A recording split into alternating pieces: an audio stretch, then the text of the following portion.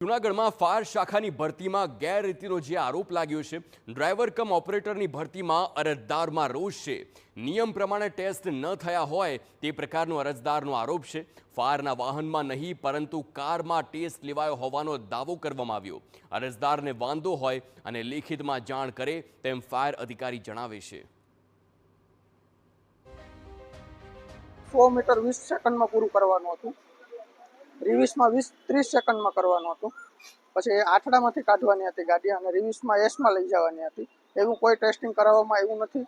આ ભરતી પ્રક્રિયા તદ્દન પ્રકારે જે થર્ડ પાર્ટી એજન્સી ગાંધીનગરની આવેલી છે એમાં કોઈ અધિકારી હાજર રહ્યા નથી અને એ પોતાને પણ પૂરતું નોલેજ ફાયરનું ન હોવાથી આ પ્રક્રિયા ભરતી કરેલી છે।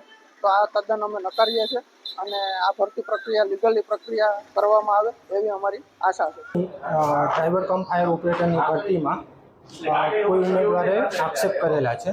તો મારું કહેવાનું છે કે આપણે જે ભરતી છે એ એજન્સી દ્વારા કરવામાં આવેલી છે અને ભરતી પ્રક્રિયાનું આ પ્રથમ સ્ટેજ છે।